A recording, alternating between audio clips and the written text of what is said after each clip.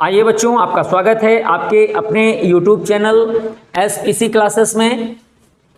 आज के टॉपिक में हम लोग अपने स्टैटिक जीएस के टॉपिक में पढ़ने वाले हैं, जो उत्तर प्रदेश कहीं ना कहीं बहुत ही महत्वपूर्ण स्पेशल टॉपिक है। और उसके साथ साथ जो रेलवे से संबंधित परीक्षा हैं, ये लगातार यहाँ से क्वेश्चन पूछे जा रहे होते हैं। तो आइए चलते हैं, हम लोग पढ़ते हैं। जैसा कि आप बोर्ड पर देख पा रहे हैं कि भारत के प्रमुख परमाणु ऊर्जा केंद्र व उनके स्थान। तो सबसे पहला प्रश्न यहाँ पर आपका क्या बनता है, तो याद रखेंगे सबसे पहले प्रश्न की अगर हम बात कर रहे हैं तो क्वेश्चन आपका आता है कि भारत में ये जो परमाणु कार्यक्रम होता है, जिसे हम लोग क्या कहते हैं, परमाणु कार्यक्रम का जनक किसे कहते हैं। तो ये शब्द जरूर याद रखेंगे, परमाणु कार्यक्रम का जनक, परमाणु कार्यक्रम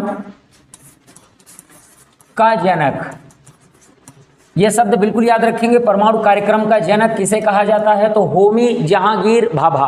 प्रश्न आपका क्या बनता है, क्वेश्चन आपका बनता है होमी जहांगीर भाभा को कहा जाता है। तो भारत में अगर परमाणु ऊर्जा कार्यक्रम की जब भी बात होती है तो इसका जनक किसे कहते हैं, तो बिल्कुल याद रखेंगे इसका जो जनक है कौन है भाई, वो होमी जहांगीर भाभा को कहा जाता है, ध्यान रखेंगे। अब प्रश्न यहाँ पर हम लोग बात कर रहे हैं, जैसे कि भारत में ये जो परमाणु ऊर्जा विभाग होता है, तो परमाणु ऊर्जा विभाग का जो अध्यक्ष बनाया जाता है, किसे बना दिया जाता है, प्रधानमंत्री को बना दिया जाता है। परंतु वर्तमान 2024 की अगर हम बात करते हैं, हमारे नई लोकसभा का जो अभी नया कैबिनेट बनाया गया है, तो नए कैबिनेट के अंतर्गत जो परमाणु ऊर्जा मंत्री हैं वो किसी को नहीं बनाया गया है, वो प्रधानमंत्री मोदी जी अपने अंडर में ये विभाग रखे हुए हैं। तो 2024 के मंत्रिमंडल की बात कर रहे हैं, तो परमाणु ऊर्जा मंत्री किसी को नहीं बनाया गया है और यह विभाग जो है मोदी जी के हाथों में है। आइए चलते हैं, हम अपने अगले क्वेश्चन की ओर चलते हैं, क्योंकि बात हम लोग कर रहे हैं कि अपने भारत में जो है परमाणु का जनक। तो पहला क्वेश्चन और दूसरा हम लोग देख रहे हैं कि भारत में प्रथम परमाणु रिएक्टर, भारत में प्रथम परमाणु ऊर्जा केंद्र भी आप कह सकते हैं, ऊर्जा केंद्र कौन सा है, याद रखेंगे आप लोग। केंद्र का नाम भाई याद रखें, जिसे हम लोग कहते हैं तारापुर। तो भारत का जो पहला ऊर्जा केंद्र होता है वो कौन सा है, तारापुर है, जो कि किस राज्य में स्थित है, महाराष्ट्र राज्य में स्थित है। तारापुर परमाणु ऊर्जा केंद्र ये भारत के लिए सबसे पहला था। इसकी स्थापना कब हुई थी, 1956। अगर इसके बारे में आप जानना चाहें तो जैसा कि अभी आपको यहाँ पर क्वेश्चन बताया जा रहा है कि इसकी स्थापना महाराष्ट्र में हुई है, 1956 में हुई है। क्योंकि कभी कभी पहले के बारे में इसके जो है स्थापना का जो है समय पूछ लिया जाता है, तो आप बिल्कुल इसका जवाब कर सकते हैं। जबकि अपने भारत में अगर दूसरा पूछा जाए, यानी कि अगर पूछा जाता है कि दूसरा भारत में द्वितीय परमाणु ऊर्जा केंद्र जो स्थापित किया गया था वो कौन सा किया गया था, तो याद रख लेंगे साइरस स्थापित किया गया था MH में। इसकी स्थापना कहाँ की गई थी, MH में, महाराष्ट्र में ही इसकी स्थापना की गई थी। और बात करते हैं कि इसकी स्थापना महाराष्ट्र के मुंबई में हुई थी, 1960 में की गई थी। परंतु एक छोटा सा बिंदु आपको यहाँ याद रखना है कि जो साइरस है ये रूस की सहायता से स्थापित किया गया था। इसमें किस देश की सहायता ली गई थी, तो भारत सरकार द्वारा रूस के जो है हेल्प के माध्यम से जो है इसके स्थापना कराई गई। और स्थापना हुई तो कहाँ हुई थी, महाराष्ट्र के मुंबई में ही इसकी स्थापना हुई थी। एक प्रश्न बनता है कि ये जो आपका साइरस है, जिसे आप साइरस कहते हैं, तो साइरस को पूर्ण रूप से अगर हम बात करें, पूर्ण रूप से 2010 में इसे बंद कर दिया गया है, बंद कर दिया गया। ये भी प्रश्न वेरी मोस्ट है। क्वेश्चन ये है कि भारत में जो दूसरा परमाणु ऊर्जा केंद्र स्थापित किया गया था आज वो बंद है, जो कि स्थापना 1960 में की गई थी, परंतु इसे आज 2010 वर्ष में इसको जो है पूर्ण रूप से बंद कर दिया गया है। और ये है कहाँ पर, तो आप ऊपर वाले प्रश्न के माध्यम से देख पा रहे हैं कि बंबई में इसकी स्थापना महाराष्ट्र में की गई थी, जो कि आज कार्यरत बिल्कुल नहीं है, पूर्ण रूप से बंद कर दिया गया है। आइए चलते हैं हम लोग अपने अगले प्रश्न की ओर। जैसा कि ऊपर आपको देखने को मिल रहा है कि क्वेश्चन, भारत का प्रथम न्यूक्लियर रिएक्टर अगर इस प्रश्न की बात करी जाए, जिस तरीके से आपका सेकंड नंबर का क्वेश्चन है कि भारत में प्रथम परमाणु ऊर्जा केंद्र कहां पर है, तो ये बात बिल्कुल अलग है। यहां पूछा जा रहा है परमाणु ऊर्जा केंद्र और यहां पर क्वेश्चन आपसे पूछा जा रहा है कि प्रथम न्यूक्लियर रिएक्टर। अगर आप देखते हैं तो दोनों अलग अलग हैं। ये बिजली बनाने का पूरा सेंटर होता है और ये एक प्रकार की भट्टी होती है जहां पर परमाणु का दहन कराया जाता है, विस्फोट कराया जाता है, ये भट्टी होती है। ये कौन सी, भारत का प्रथम न्यूक्लियर रिएक्टर कौन होता है, तो याद रखेंगे अप्सरा। अप्सरा जिसे कहते हैं ये कहां पर है, एमएच में स्थित है, भारत का बिल्कुल बिल्कुल पहला है। आइए चलते हैं अगले प्रश्न की ओर हम लोग भाई। प्रश्न नंबर आपका 6 है। भारत का क्वेश्चन बिल्कुल इसी तरीके से, भारत का प्रथम परमाणु रिसर्च सेंटर, भारत का प्रथम परमाणु रिसर्च सेंटर जो है वो कौन सा है। सबसे पहला परमाणु जो घर है और रिसर्च सेंटर के नाम से जाना जाता है, उसे हम क्या कहते हैं, BARC, यानी कि उसे हम लोग बार्क कहते हैं। ध्यान रखेंगे, शुद्ध हिंदी में इसे हम बार्क के नाम से जानते हैं, जो कि भाभा एटॉमिक रिसर्च सेंटर के नाम से जाना जाता है। और इसकी जो स्थापना की बात करें तो स्थापना कहाँ है, महाराष्ट्र में। महाराष्ट्र में इसकी स्थापना की गई है। जो कि बार्क है ये भारत का सबसे पहला रिसर्च सेंटर के रूप में काम कर रहा है, जो कि परमाणु रिसर्च के बारे में काम करता है। दूसरे की हम लोग बात करते हैं, भारत अगर यही बार्क के स्थापना की बात करें तो बार्क के अंदर कई सारे न्यूक्लियर रिएक्टर हैं जो अलग अलग काम करते हैं, जिनका अगर हम बात करें तो यहां पर जैसे प्रश्न आ जाता है ध्रुव, तो ध्रुव जो न्यूक्लियर रिएक्टर होता है इसको क्या करेंगे, न्यूक्लियर रिएक्टर। ये जरूर ध्यान रखेंगे, ये कहां पर है, ये भी बिल्कुल आपको MH याद करना है। और ये किसकी इकाई है, ये MH में न्यूक्लियर रिएक्टर बार्क की ही एक इकाई के रूप में काम करता है।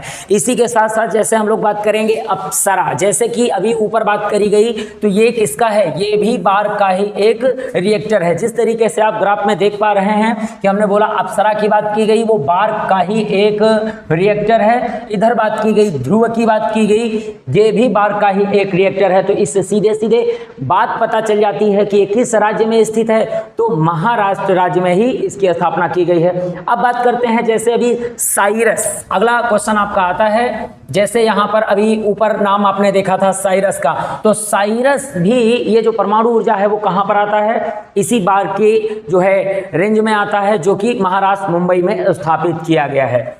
आइए चलते हैं अगले परमाणु की ओर। अब प्रश्न यहां पर आता है आपका ट्राम्बे।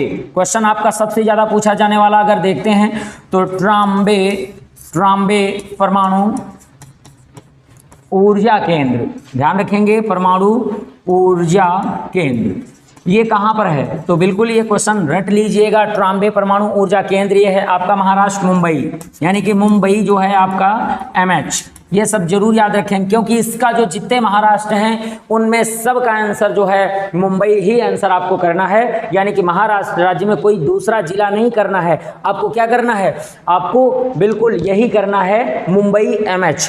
अब प्रश्न हम लोग देखते हैं, इसके बाद 9 नंबर पे देखते हैं। अगला क्वेश्चन आपका आ जाता है जैसे कि परमाणु ऊर्जा केंद्र में हम बात करेंगे कुडनकुलम जो परमाणु ऊर्जा केंद्र होता है ये कहां पर है, तो कुडनकुलम परमाणु ऊर्जा जो केंद्र है ये कहां पर है, कुडनकुलम कर्नाटक का है।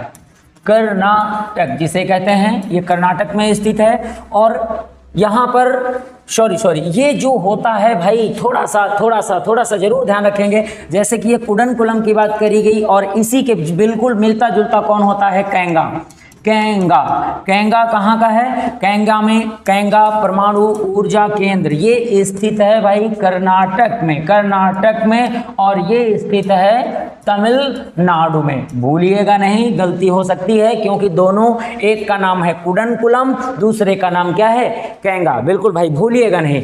यहाँ पर ये जो है तमिलनाडु कौन सा है, कुडनकुलम परमाणु ऊर्जा केंद्र तमिलनाडु में होता है। और जो कैंगा है भाई, कैंगा कहाँ पर है, कैंगा कर्नाटक का है। अब हम लोग बात करते हैं अपने 11 नंबर के परमाणु ऊर्जा केंद्र की बात कर रहे हैं।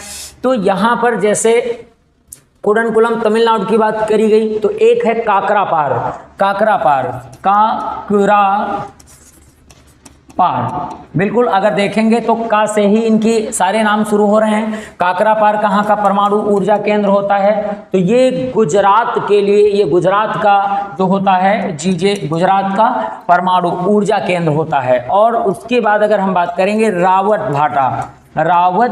भाटा परमाणु ऊर्जा केंद्र की अगर हम लोग बात कर रहे हैं तो ये कहाँ पर है, ये जो है ये आपका रावत भाटा राजस्थान में है। कहाँ पर, आरजे याद कर लें, राजस्थान में बना हुआ है, रावत भाटा नामक स्थान पर ही बना हुआ है। और जब काकरा पार की बात करेंगे तो काकरा पार जो है वो गुजरात में ही बना हुआ है, जो कि काकरा पार नामक स्थान पर ही इसकी स्थापना की गई है। अब हम लोग चलते हैं अपने अगले नंबर पे, 13 नंबर पे चलते हैं। मीठी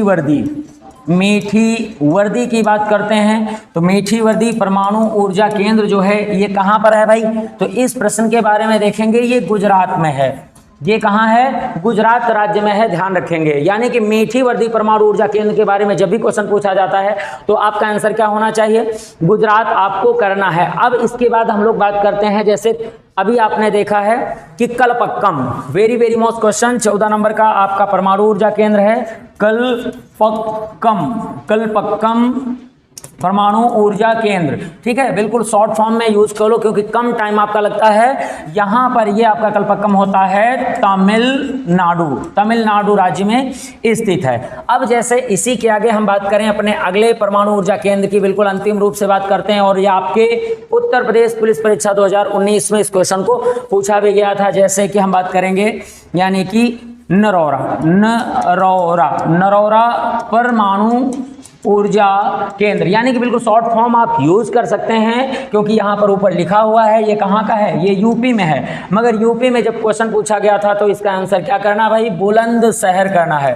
बुलंदशहर ये शब्द भी ध्यान रखेंगे, यानी ये पॉइंट आपको याद रखना है। उत्तर प्रदेश में स्थित है, जो कि कौन सा है, नरौरा परमाणु ऊर्जा केंद्र के नाम से जाना जाता है। अब प्रश्न यहाँ अगर जैसे हम लोग आगे देखते हैं तो इसके बारे में, जैसे परमाणु ऊर्जा के बारे में यहाँ बात की गई, तो जो न्यूक्लियर रिएक्टर होते हैं इनमें अगर मंदक के रूप में अगर क्वेश्चन पूछा जाए, जो परमाणु भट्टियाँ होती हैं इनमें मंदक के रूप में किसका प्रयोग करते हैं, तो मंदक के रूप में अगर आप यहाँ देखेंगे ग्रेफाइड की छड़ें होती हैं और बोरान जिसे कहते हैं, ग्रेफाइट की छड़ें, और बोरॉन जिसे कहा जाता है, बोरॉन की छड़ें, और काहे की छड़ें भाई,